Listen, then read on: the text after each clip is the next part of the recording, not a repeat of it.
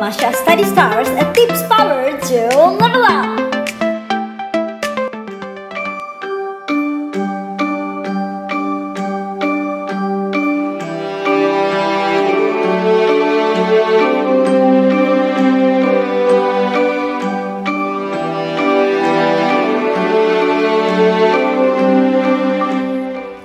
Seterusnya, subtopik ruang dan masa. Sejarawan guna urutan masa untuk mengkaji peristiwa sejarah yang telah berlaku. Sejarah adalah peristiwa yang benar-benar berlaku pada masa lampau. Maka peristiwa ini akan ada cerita dia. Inilah dikenali sebagai urutan masa. Melalui urutan masa ini akan ada kronologi. Kronologi ialah rentetan peristiwa yang berlaku mengikut urutan masa. Kronologi, rentetan peristiwa yang berlaku mengikut urutan masa. Contoh ya, awak bayi. Daripada awak jadi bayi, kemudian awak masuk prasekolah. Lepas awak masuk prasekolah, awak akan masuk tahun 1, tahun 2, tahun 3. Ini adalah urutan masa. Urutan masa inilah bermaksud kronologi. Maka kronologi ini ialah rentetan peristiwa yang berlaku mengikut urutan masa.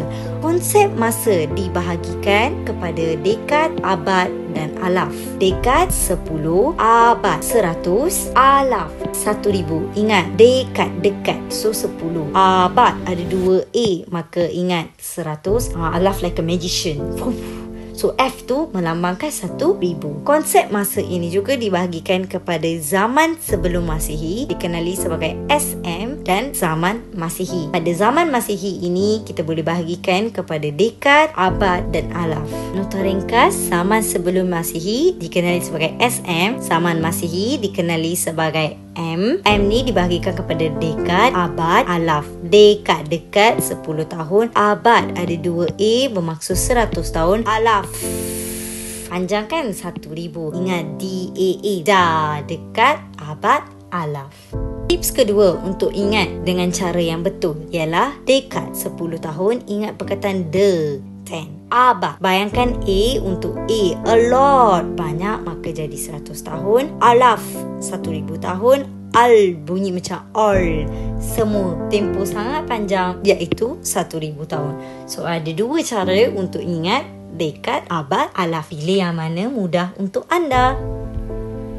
Akhir sekali, kita akan masuk sebab dan akibat. Setiap peristiwa sejarah yang berlaku akan menyebabkan akibat dan kesan. Setiap peristiwa sejarah juga berlaku atas sebab dan faktor yang tertentu. Maka kena sentiasa tanya, apa sebabnya sesuatu peristiwa ini berlaku dan apa akibat daripada peristiwa yang berlaku. Ini juga terlibat dengan kronologi masa. Ingat, kronologi bermaksud rentetan peristiwa mengikut urutan masa.